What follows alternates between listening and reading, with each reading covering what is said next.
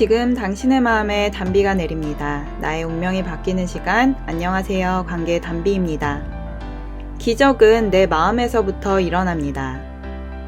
오늘은 부부관계에 대한 영상을 준비했습니다. 사랑과 사람 치유센터에서 사역자로 섬기면서 여러 가정과 부부에 관한 이야기를 보고 듣습니다. 많은 가정들이 겉으로 보기에는 아주 평범해 보입니다.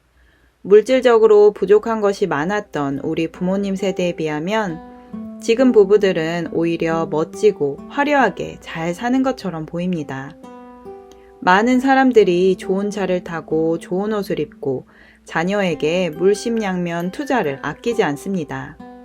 그런데 그런 가정의 속사정을 아주 조금만 듣게 되면서 발견한 공통점이 있습니다.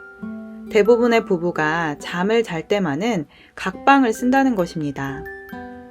아기를 돌보기 위해서 남편이 밤 늦게 귀가해서 코를 심하게 골아서 그냥 그게 편해서 등등 부부들이 각방을 쓰는 이유와 사연은 다양합니다.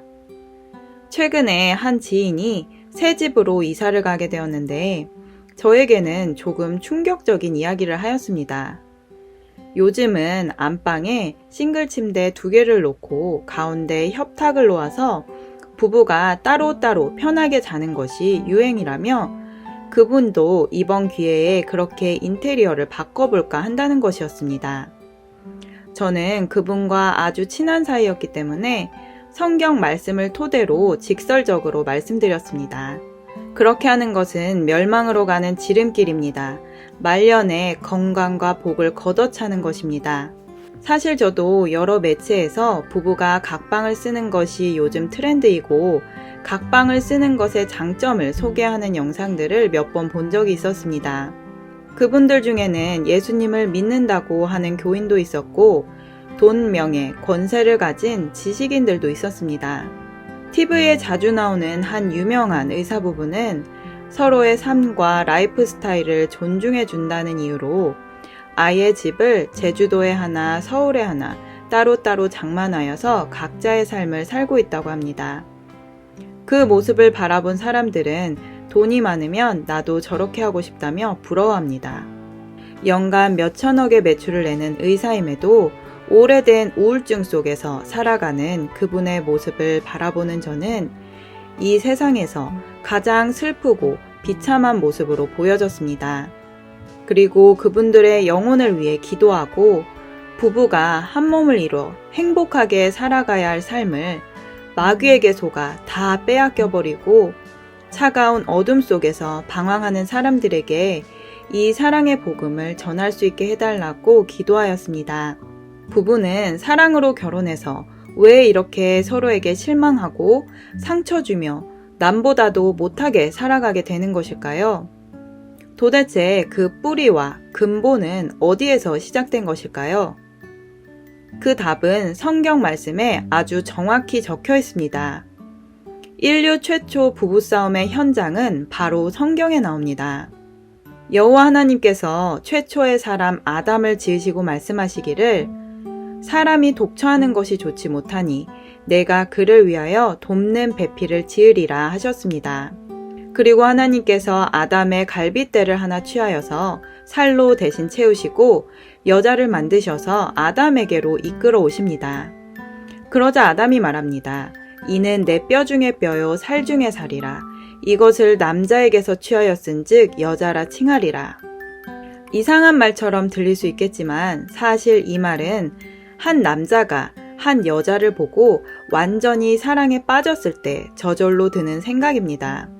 요즘 언어로 편집해 본다면 너는 내 여자, 너는 내 운명이라는 말과 흡사할 것 같습니다. 사랑하는 여자를 만난 남자는 자신을 창조해 주신 부모 하나님을 떠나 그 아내와 연합하여 한 몸을 이룹니다. 그 둘은 아무 거리낌 없는 사랑, 밀고 당기기가 없는 순수한 사랑을 하며 하나님이 차려주신 신혼집 에덴 동산에 들어가서 살게 되었습니다. 그곳에는 한 가정을 이룬 부부가 살아가는 데 필요한 의식주는 물론이고 그들이 사랑을 더욱 누리고 즐길 수 있는 금은보화 등 모든 것이 다 갖추어져 있었습니다. 그리고 동산 중앙에는 생명나무와 선악을 알게 하는 나무가 있었는데 하나님께서는 이 에덴 동산에서 영원히 살 수 있는 조건으로 단 한 가지를 명령하셨습니다. 창세기 2장 16절에서 17절 말씀. 여호와 하나님이 그 사람에게 명하여 가라사대 동산 각종 나무의 실과는 내가 임의로 먹되 선악을 알게 하는 나무의 실과는 먹지 말라. 내가 먹는 날에는 정령 죽으리라 하시니라.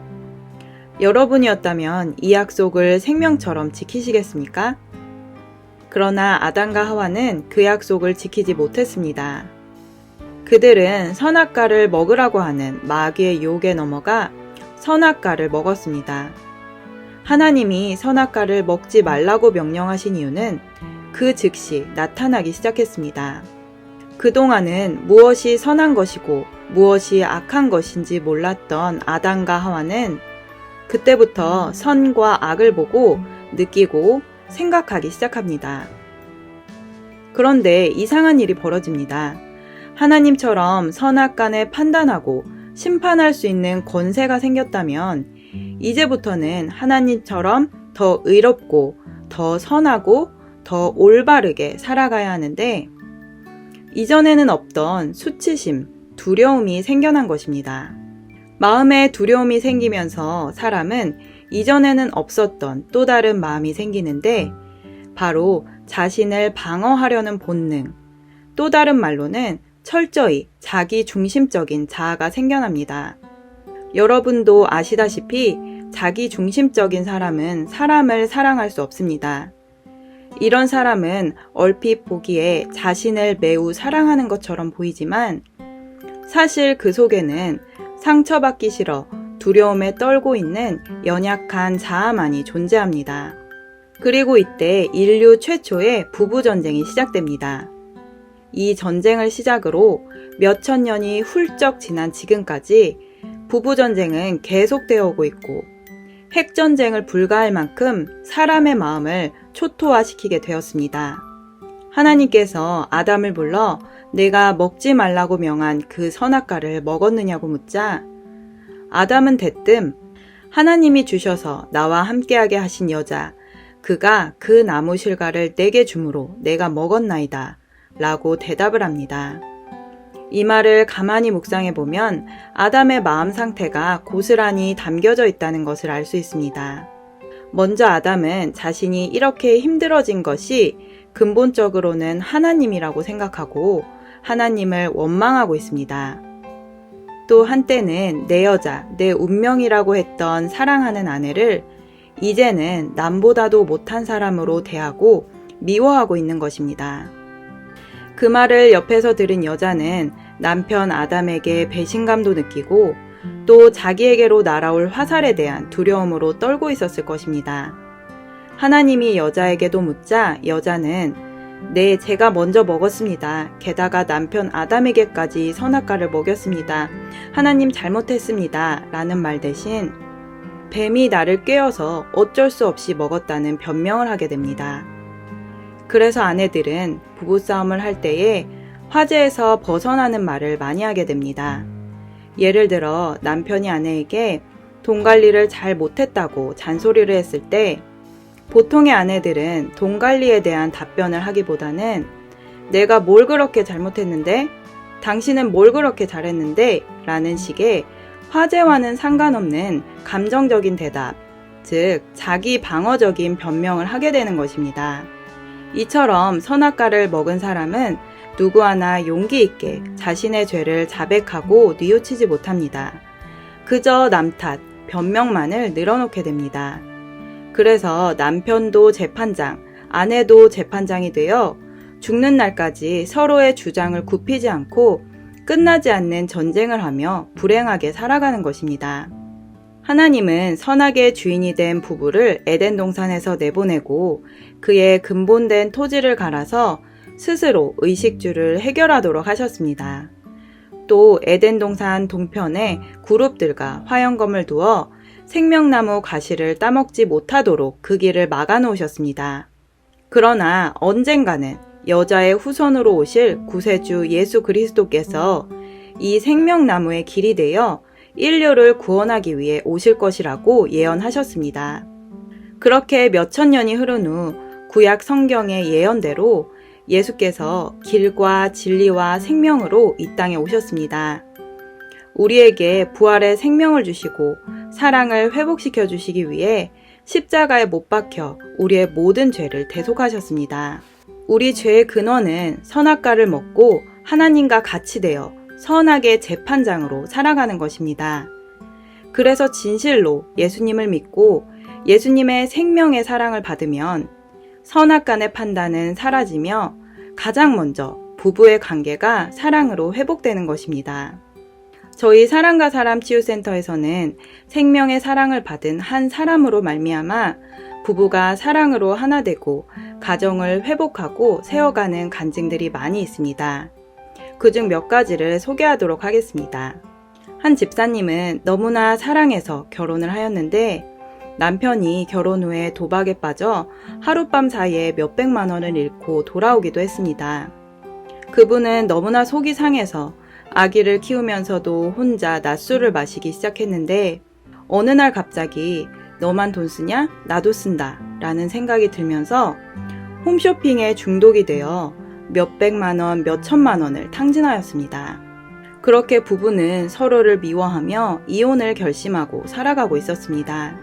그런데 어느 날 이분이 어떻게 하면 마음속에 미움 없이 살 수 있을까 고민하고 기도하였고 사랑의 주님을 찾고 또 찾다가 저희 사랑과 사람 치유센터로 인도받게 되었습니다. 인생의 마지막이라고 생각하고 기도하고 예수님의 보혈을 의지하여 목사님이 알려주시는 대로 기도한 결과 남편에 대한 미움이 사라지고 주님의 사랑이 임하였습니다. 그 집사님은 남편만 보면 사랑이 샘솟고 심지어는 신혼 때보다도 더 설레이는 관계로 변화되었습니다. 그동안은 남편이 미우니 부부관계도 갖지 않았는데 주님의 사랑이 임하니 남편이 다가오면 온몸에 전율이 흐를 정도로 기쁘고 행복해졌다고 합니다. 더 놀라운 것은 그 후로 남편이 도박을 끊게 되었고 자신도 홈쇼핑을 끊고 부부가 가정에 충실하게 되었습니다. 예수님의 사랑만이 인간의 힘으로는 끊을 수 없는 미움과 저주를 끊을 수 있는 것입니다. 또 다른 간증 하나를 소개하겠습니다. 한 성도님은 예수님을 믿고 난 이후 그분은 교회 생활에 푹 빠지고 남편은 술에 빠져서 하루도 안 빠지고 술을 먹고 들어왔다고 합니다.